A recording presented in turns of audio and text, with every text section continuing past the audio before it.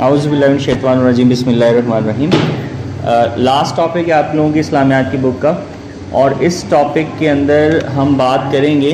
سب سے پہلے تو یہ سمجھیں گے کہ جہاد کیا ہے اور ہجرت کیا ہے، ٹھیک ہے؟ اور آج کے ماڈرن دور میں جہاد کن طریقوں پر عمل کرنے کو جہاد کہا جا سکتا ہے، اور جو مسکنسیپشن ہے جہاد کے بارے میں ان کے اوپر بھی ہم بات کریں گے۔ آپ لوگ میٹرک کے اسٹوڈنٹ ہیں، 9 کے اسٹوڈنٹ ہیں، اور مسلمان ہیں، اور مسلمان ہونے کے ساتھ ایک 21ویں صدی کے ایک بہت ہی ماڈرن ایج میں رہ رہے ہیں، تو بہت ساری چیزیں ایسی ہیں کہ جو دہشت گردی اور جہاد اور ان ساری چیزوں کو کانسیپٹس کو مکس کر دیا جاتا ہے۔ تو سب سے پہلے تو آپ کی کتاب کے مطابق جو ہجرت ہے، اچھا ہجرت یہ اس وقت تک تھا جب تک کہ جہاد مسلمانوں پر فرض نہیں ہوا تھا، ٹھیک ہے؟ تو ہم بات یہ بھی کریں گے کہ جہاد کیا ہے اور کب فرض ہوا اور کیسے فرض ہوتا ہے، اور آج کے کل کے دور میں اس کی حیثیت کیا ہے، ٹھیک ہے؟ تو ہجرت، آپ کو پتہ ہے کہ سب سے پہلی جو ہجرت ہے وہ حضرت محمد صلی اللہ علیہ وآلہ وسلم نے اپنے ساتھیوں کے ساتھ کی، اور اس کی وجہ کیا تھی کہ جب کفار کی ان سے دشمنی بہت زیادہ بڑھ گئی، بہت زیادہ تکلیفیں دینا شروع کر دی، تو حضور صلی اللہ علیہ وآلہ وسلم نے اپنے ساتھیوں کو ہجرت کرنے کا حکم دیا، اور ہجرت کر کے کہاں سے کہاں گئے؟ مدینہ سے، مکہ سے مدینہ ہجرت کر گئے، اور وہاں پر جا کر ایک عالمی بھائی چارے کی بنیاد رکھی، اور اس کی بنیاد جو ہے وہ یہ تھی کہ جو انصار تھے، وہاں کے رہنے والے تھے، انہوں نے مہاجرین کو اپنی جائیداد، رہائش اور ہر چیز میں حصہ دیا ان کو سیٹل ہونے کے لیے۔ لیکن کچھ لوگ باوجود تکلیفوں کے اس وجہ سے ہجرت انہوں نے نہیں کی کہ ان کی مال و دولت، ان کی جائیدادیں، گھر بار وہاں پر موجود تھا، تو انہوں نے ہجرت نہیں کی۔ تو بہرحال جو کتاب میں ہمارے یہ مفہوم ہے، تو اللہ تعالیٰ فرماتا ہے کہ جو لوگ اپنی جانوں پر ظلم کرتے ہیں، جب فرشتے ان کی جان قبض کرنے لگتے ہیں تو ان سے پوچھتے ہیں کہ تم کس حال میں تھے، وہ کہتے ہیں کہ ہم ملک میں عاجز و ناتواں تھے۔ فرشتے کہتے ہیں کہ کیا اللہ کا ملک فراخ نہیں تھا کہ تم اس میں ہجرت کر جاتے؟ ایسے لوگوں کا ٹھکانہ دوزخ ہے، اور وہ بری جگہ ہے۔ ہاں، جو مرد اور عورتیں اور بچے بے بس ہیں کہ نہ تو کوئی چارہ کر سکتے ہیں اور نہ راستہ جانتے ہیں، قریب ہے کہ اللہ ایسوں کو معاف کر دے، اور اللہ معاف کرنے والا اور بخشنے والا ہے۔ اور جو شخص اللہ کی راہ میں گھر بار چھوڑ جائے، وہ زمین میں بہت سی جگہ اور کشائش پائے گا، اور جو شخص اللہ اور اس کے رسول صلی اللہ علیہ وآلہ وسلم کی طرف ہجرت کر کے گھر سے نکل جائے، پھر اس کو موت آ پکڑے، تو اس کا ثواب اللہ کے ذمے ہو چکا، اور اللہ بخشنے والا مہربان ہے۔ ان آیات سے کیا معلوم ہوتا ہے کہ ہجرت کے نتیجے میں ایک مسلمان کو دنیا میں بھی فائدہ ہے اور آخرت میں بھی ہے۔ اور ہجرت سے مراد یہ کہ اگر آپ بہت تھوڑی سی تعداد میں کچھ لوگ ایسی جگہ پر رہ رہے ہیں کہ وہاں پر اسلام کی مخالفت اتنی زیادہ ہے کہ انہیں اپنی زندگی اسلام پر گزارنے میں تکلیف محسوس ہوتی ہے، وہ نماز ادا نہیں کر سکتے، وہ اپنے مذہب کے مطابق زندگی نہیں گزار سکتے جو اسلام کے عقائد ہیں، تو پھر انہیں وہاں پر رہنا جائز نہیں۔ اگر وہ رہ رہے ہیں کسی لالچ کی وجہ سے، تو پھر اللہ تعالیٰ نے کیا فرمایا کہ فرشتے جان قبض کرتے ہوئے ان سے پوچھیں گے کہ کیا اللہ کی زمین فراخ نہیں تھی؟ تو اب تمہارا ٹھکانہ دوزخ ہے۔ یعنی کہ دنیاوی فائدے کے لیے گھر چھوڑنا کسی بھی انسان کے لیے آسان نہیں ہوتا، لیکن جب انسان کی یہ سوچ ہوتی ہے کہ اللہ تعالیٰ میری ہر سانس کا مالک ہے، جو کچھ مجھے دیا اس نے دیا ہے اور وہ مجھ سے واپس لے سکتا ہے، تو جب یہ آپ کا عقیدہ پختہ ہو جاتا ہے تو پھر آپ دنیاوی فائدوں کی خاطر سمجھوتا نہیں کرتے۔ ہاں کچھ ایسے لوگ ہیں جو چھوٹے بچے ہیں، فیصلہ نہیں کر سکتے، عورتیں ہیں یا بیمار ہیں جنہیں راستہ نہیں پتہ، وہ ایک جگہ سے دوسری جگہ ہجرت نہیں کر سکتے، تو ان کے لیے معافی ہے کہ اللہ تعالیٰ انہیں معاف کرے گا۔ اچھا یہ تو ہجرت، اب اس دور میں ہجرت نہیں۔ پھر ایک وقت آیا کہ اسلام نے غلبہ پایا اور ہجرت کے بجائے جہاد فرض ہو گیا، کہ پہلے تعداد تھوڑی تھی تو اللہ تعالیٰ نے جہاد فرض نہیں کیا، بلکہ کہا کہ جہاں تکلیف پاؤ وہاں سے اللہ کی بہت بڑی زمین ہے، منتقل ہو جاؤ۔ لیکن جب مسلمانوں کی تعداد کافی ہو گئی، سٹیبل ہو گئے اور علل اعلان جو ہے وہ اسلام کی تبلیغ ہونے لگی اور پھر اسلام نے فتح حاصل کر لی اور مکہ فتح ہو گیا، تو اس سے پہلے اور اس کے بعد جب تعداد کافی ہو گئی تو پھر جہاد کا حکم ہوا۔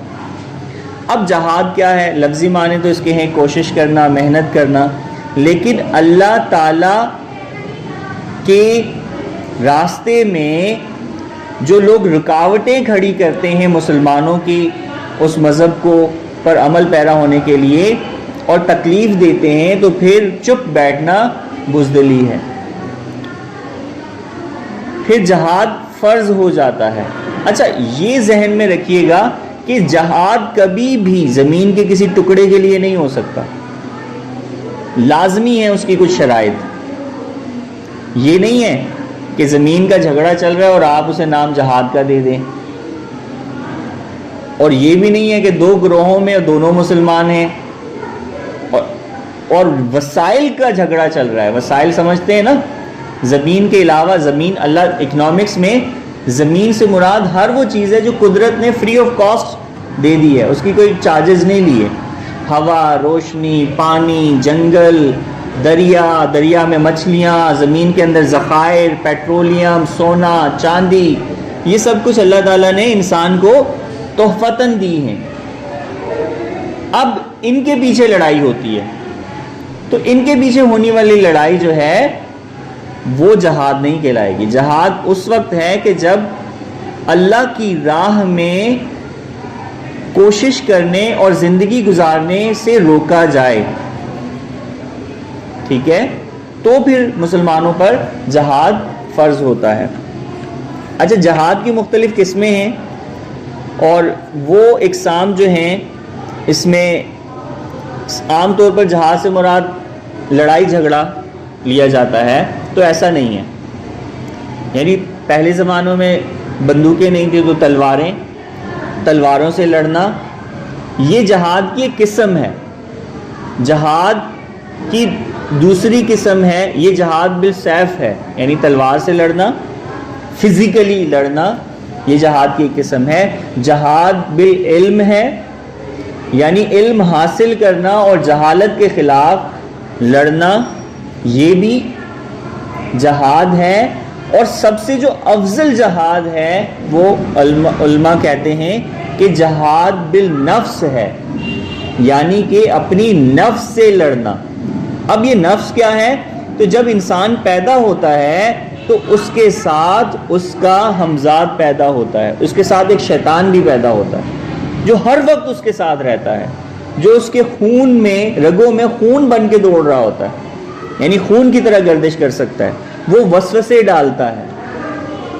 اللہ تعالیٰ نے انسان کو اچھائی اور برائی دونوں کی سمجھ بوجھ دی ہے، وہ اچھے کی بھی پہچان کر سکتا ہے اور برے کی بھی پہچان کر سکتا ہے۔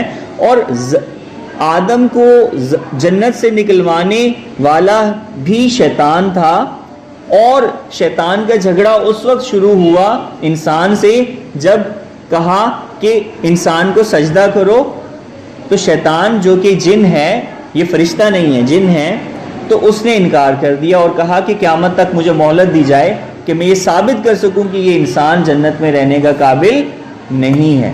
تو اس نے سب سے پہلا حملہ حضرت آدم علیہ السلام پر کیا، بی بی حوا کے ذریعے، کہ اللہ تعالیٰ نے جس پھل کو کھانے سے منع کیا تھا، اب اللہ تعالیٰ نے کہا کہ جنت میں رہو، جو چاہے کھاؤ پیو سوائے اس پھل کے۔ اور پھر شیطان نے ورگلا کر وہی پھل کھلوا دیا، اور پھر اللہ تعالیٰ حضرت آدم علیہ السلام سے اللہ تعالیٰ ناراض ہو گئے، تو حضرت آدم علیہ السلام نے اللہ تعالیٰ سے معافی مانگی اور پھر زمین پر بھیج دیا کہ پہلے تو جنت فری آف کاسٹ دے دی تھی، بغیر کسی کوشش کے، بغیر کسی محنت کے پیدا کیا اور جنت حوالے کر دی، لیکن اب ایک پروسیس سے آپ کی جو پوری نسل ہے وہ ایک پروسیس سے گزر کر آئے گی، پھر ایک خاص جگہ ہے اس کائنات میں، وہاں پر بھیج دیا، یعنی زمین پر بھیج دیا کہ وہاں رہو، نہ تو تم وہاں سے میری مرضی کے بغیر نکل سکتے ہو، نہ وہاں داخل ہو سکتے ہو، یعنی پیدائش تمہاری اور تمہاری موت، اس کا وقت میں نے متعین کرنا ہے، بیچ میں رہنے کا جو سارا وقت ہے وہ اس بات کو پروو کرو گے کہ تمہیں مجھ سے محبت ہے۔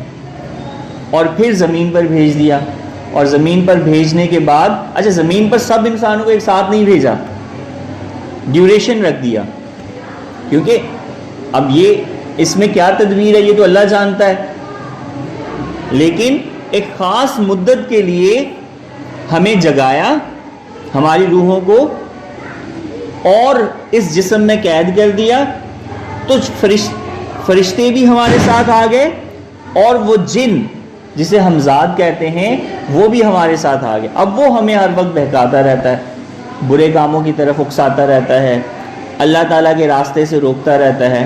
تو سب سے پہلا جہاد تو یہ ہے کہ آپ اپنے نفس سے لڑیں۔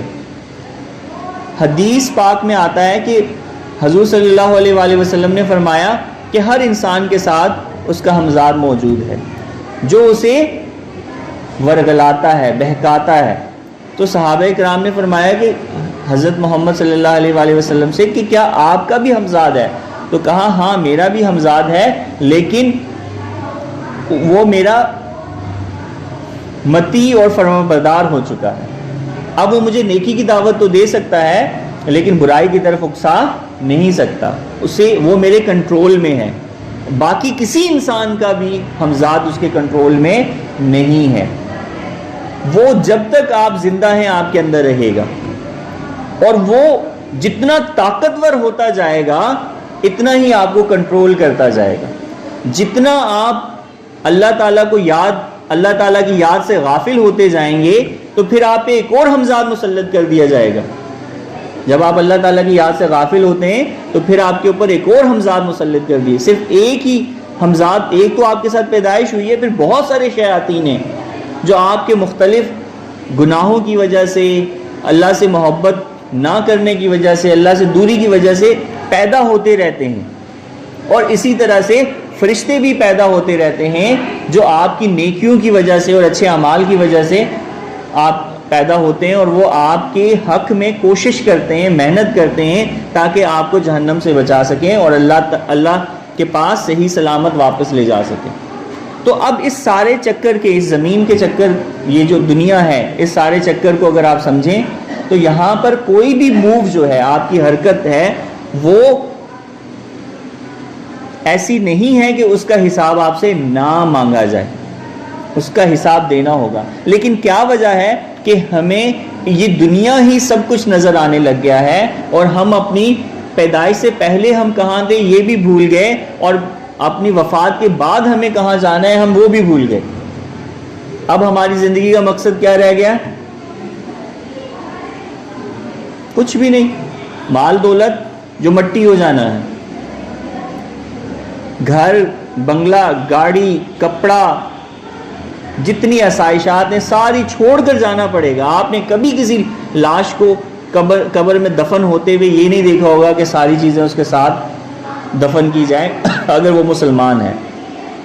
سوشل میڈیا پہ آپ نے یہ تو دیکھا ہوگا کہ کسی شخص نے کہا کہ میرے سارے ہیرے میرے ساتھ دفنا دو, کسی نے اپنی گاڑیاں اپنے ساتھ دفن کروا دی, لیکن مسلمان کوئی بھی ہے وہ کفن کے علاوہ اور کچھ ساتھ نہیں لے جا سکتا قبر میں. تو یہ بات چیخ چیخ کر وہ تمام میتیں اعلان کر رہی ہیں کہ اے انسانوں کہ تمہاری سانسیں ابھی باقی ہیں, تو اس شیطان جو تمہارا نفس ہے, جو تمہارے اندر موجود ہے, تمہارا ہمزاد ہے, اس کی چالوں کو سمجھو اور اس سے بچو. تو یہ بھی جہاد ہو گیا. پھر علم حاصل کرنا اور پھر علم کی باتیں اپنی ناسمجھ لوگوں تک پہنچانا, یہ بھی جہاد ہو گیا. تو جو اس دور میں کوئی بھی کسی بھی قسم کا ایسا علم جسے اللہ نے حاصل کرنے سے منع نہیں کیا اور اس علم کو صحیح طریقے سے حاصل کر رہا ہے, علم کو اس لیے حاصل نہیں کر رہا کہ میں بڑا افسر بنوں گا اور پھر لوٹوں گا, پھر پیسے جمع کروں گا, دولت جمع کروں گا, نہیں, بلکہ علم کو وہ اس لیے حاصل کر رہا ہے کہ وہ غربت سے خود بھی بچے گا اور اپنے جیسے جو باقی کمزور لوگ ہیں, ناسمجھ لوگ ہیں, ان کو بھی غربت سے بچاؤں گا تاکہ وہ شیطان کے بہکاوے میں نہ آ سکیں. کیونکہ جب بھوکے ہوں گے, وسائل نہیں ہوں گے, تو پھر چوری ڈکیتی یا رشوت یا اس طرح کے چکروں میں پھنس جائیں گے. تو جو شخص حق حلال کے کمانے کے قابل ہو جاتا ہے اور ساتھ ہی ساتھ بہت سارے دوسرے لوگوں کو حق حلال کمانے کے لیے وسائل مہیا کرنے لگتا ہے, تو جہاد وہ بھی کر رہا ہے. اس دور میں یہ سمجھتا ہوں کہ اتنا ایڈوانس دور ہے کہ کوئی شخص اگر بینک کے سود سے بچنے کی کوشش کرتا ہے وہ بھی جہاد کر رہا ہے, کیونکہ آپ جتنی بھی کوشش کر لیں آپ بینک کے سود سے نہیں بچ سکتے. ایون آپ ایک کال کرتے ہیں نا تو آتی ہے کہ جی آپ کا بیلنس ناکافی ہے, لون لینے کے لیے 1 کا بٹن پریس کیجئے جس کے اتنے چارجز ہیں, اتنے چارجز ہیں. وہ بھی سود ہے, وہ بھی سود ہے. اور ہمیں وہ اتنی آسانی سے مل رہا ہے کہ ہر بندہ جو ہے نا کال کر رہا ہے اور وہ کال کرتے ہوئے بیلنس ختم ہو گیا, وہ فوراً 1 کا بٹن پریس کرتا ہے, 20 روپے کا لوڈ آ جاتا ہے, اور پھر وہ جب وہ لوڈ دوبارہ کرواتا ہے تو وہ سود بھی پے کرتا ہے ساتھ. تو سود اتنا آسان کر دیا گیا ہے, اتنا آسان کر دیا گیا ہے کہ لگتا ہے کہ اس سود کے بغیر آپ کی زندگی چل ہی نہیں سکتی. قسطوں پہ آپ کو چیزیں مل رہی ہیں, لے رہے ہیں دھڑا دھڑ, مارگیج کروا کے گھر بنا رہے ہیں. تو ان چیزوں سے بچنے کی کوشش کرنا بھی جہاد ہے اس دور میں. پھر میں نے کہا کہ علم حاصل کرنا, علم حاصل ہی اس لیے کیا جاتا ہے. یہ باتیں میں آپ کو بتا رہا ہوں, میں بھی بہت ساری ایسی غلطیوں کا مرتکب ہو چکا ہوں گا, لیکن ابھی میں کوشش پوری کر رہا ہوتا ہوں کہ میں ابھی آپ کی کلاس میں آنے سے پہلے وہاں کھڑا ہو کے میں کال ملا رہا تھا, وہی ریکارڈنگ چلی موبائل میں.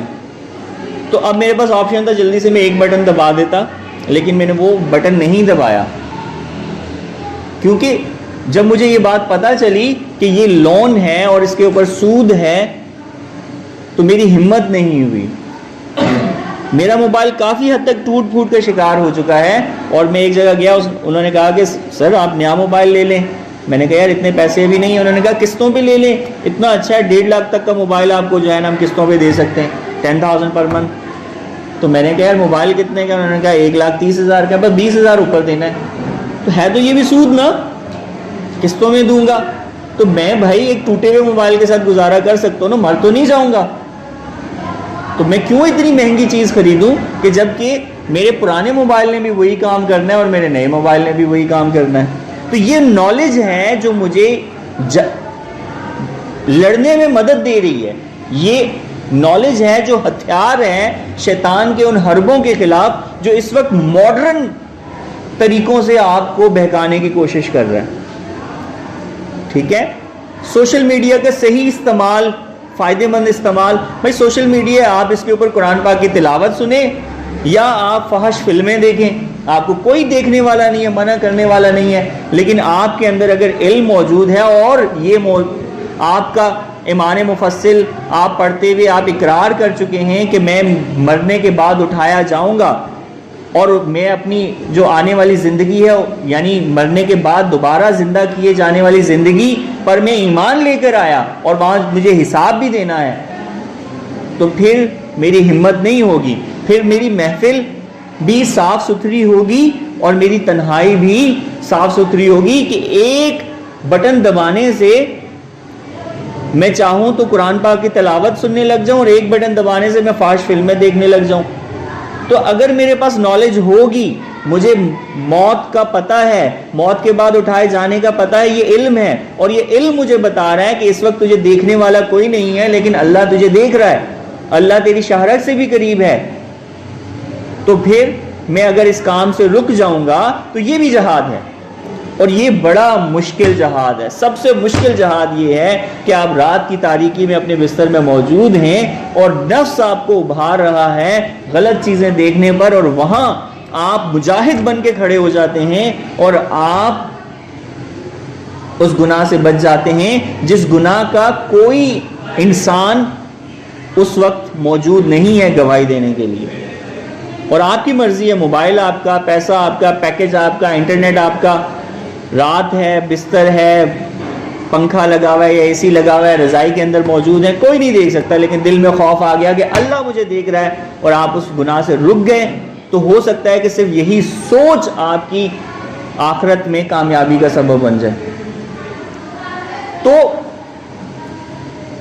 زبیدہ خاتون کے قصہ ایک بڑا مشہور ہے کہ انہوں نے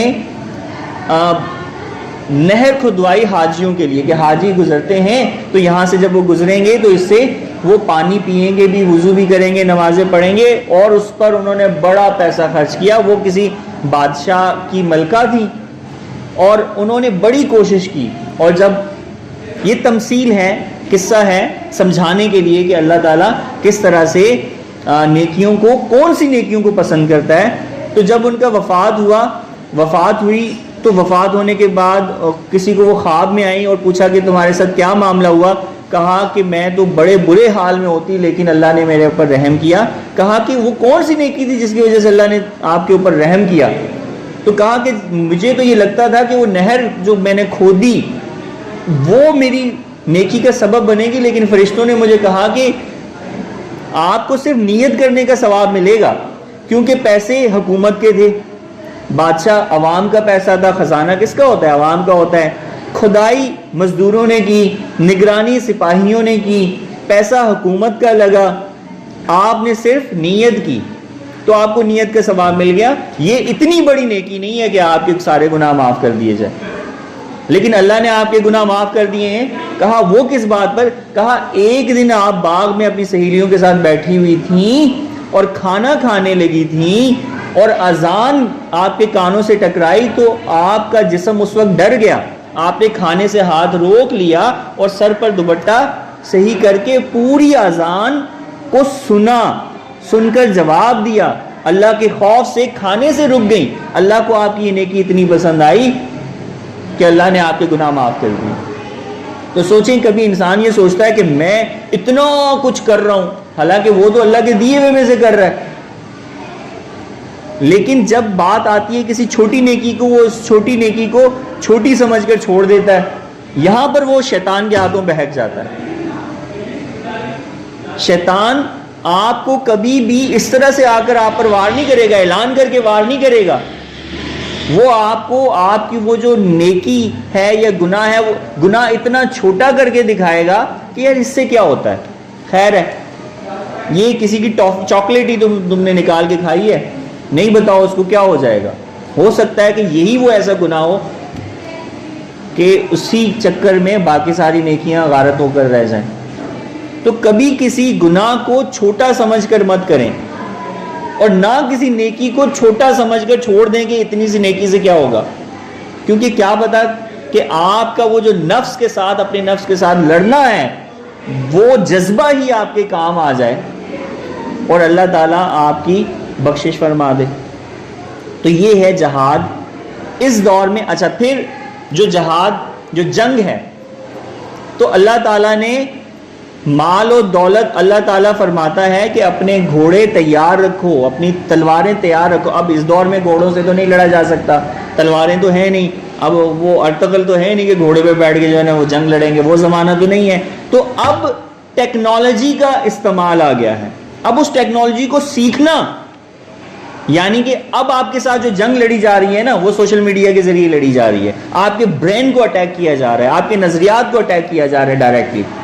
اب اس سے بچنے کے لیے آپ کو اسٹریٹجی اپنانی ہے, آپ کو اپنے آپ کو ایڈوانس کرنا ہے. اب ہتھیاروں سے جنگ نہیں لڑ سکتے, جنگ لڑی جا رہی ہے نظریاتی طور پر. آپ کو آپ کے نظریات بہت کمزور کر کے دکھائے جا رہے ہیں. آپ کو آپ کے بزرگوں کی جو خاص باتیں ہیں وہ اتنی غلط طریقوں سے آپ تک پہنچائی جاتی ہیں کہ آپ کو اپنے مسلمان ہونے پر فخر نہیں ہوتا. تو یہ بھی ایک جنگ کی حالت ہے. یہ 5th جنریشن وار ہے جو کہاں سے لڑی جا رہی ہے. اس کا مین سب سے بڑا ہتھیار کیا ہے؟ آپ کے موبائل, آپ کا ٹی وی, آپ کا میڈیا, آپ کا اخبار, آپ کا پرنٹ میڈیا, آپ کا ڈیجیٹل میڈیا, آپ کا سوشل میڈیا. یہ سب ہتھیار ہیں. ان کے ذریعے آپ کے دماغ کو اٹیک کیا جاتا ہے اور آپ کو برین واش کیا جاتا ہے. اور برین واش کر کے آپ کو یہ دکھایا جاتا ہے کہ آپ نے زندگی کیسے گزارنی ہے, بس اپنے لیے جئیں, باقی چھوڑ دیں. باقی آپ کے بس کی بات ہی نہیں ہے. نہ حکومتیں آپ چلا سکتے ہیں, نہ انہیں ٹھیک کر سکتے ہیں, نہ الیکشن بھی سب کچھ کنٹرول میں کیا جا رہا ہے. تو اب ہمارے نوجوانوں کو کیا کرنا ہے؟ اپنے آپ کو ایڈوانس کرنا ہے. کیسے ایڈوانس کرنا ہے؟ انہیں پتا ہو کہ ایپس, سوشل میڈیا یہ کیا ہے, کیسے بنتی ہیں, جو سائبر اٹیکس ہیں یہ کیسے ہوتے ہیں, انہیں کیسے روکا جا سکتا ہے. اور یہ جو میڈیا پر مسلمانوں کے خلاف, اسلام کے خلاف کمپین چلتی ہیں, یہ پیڈ کمپینز ہوتی ہیں.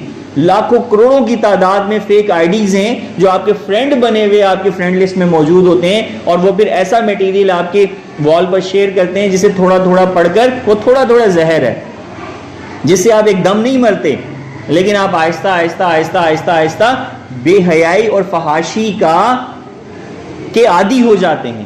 اور جب بے حیائی اور فحاشی کے جب آپ عادی ہو جاتے ہیں تو پھر کہاں گئی آپ کی ایمان, کہاں رہ گیا, اور پھر کہاں آپ کا دل لگے گا نمازوں میں, عبادت میں, کہاں آپ کا قرآن پڑھنے کا دل کرے گا.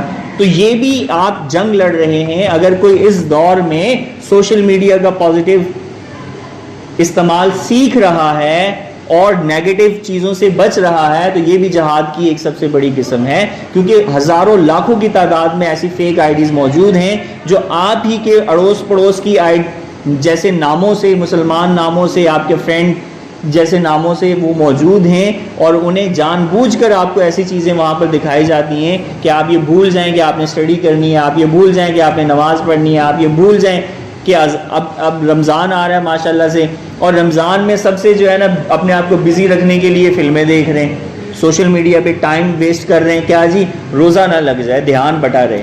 تو یہ سارا آپ کو اللہ تعالیٰ کی عبادت سے روکنا, آپ کو اللہ تعالیٰ کی ہر وقت اللہ تعالیٰ آپ کے دل اور دماغ میں موجود ہو, یہ روکنا سب سے بڑا ٹارگٹ ہے شیطان کا. اور شیطان نے پھر اس کو یہ ایک ویب بنا دیا ہے, اور اس ویب کے ذریعے یہ آپ کو کنٹرول کرنا چاہتا ہے, آپ کو اللہ سے دور کرنا چاہتا ہے. آپ کو بس اتنی سی بات یاد رکھنی ہے کوئی بھی عمل کرنے سے پہلے کہ یہ عمل آپ کو اللہ سے دور لے کر جائے گا یا اللہ کے قریب لے کر جائے گا.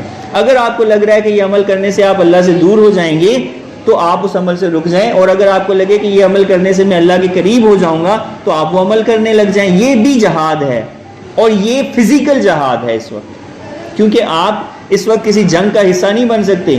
آپ کوئی جہاز لے کے اڑ کر کہیں بمباری نہیں کر سکتے, لیکن آپ اس 5th جنریشن وار کو اگر سمجھ کر اس کا ہتھیار بننے سے رک جائیں تو یہ بھی جہاد افضل ترین جہاد ہے, اور سب سے افضل جہاد اپنے نفس کے ساتھ لڑنا ہے. تو آئی ہوپ کہ جو کتاب میں لکھا ہوا ہے وہ آپ پڑھیں گے اور سمجھ جائیں گے.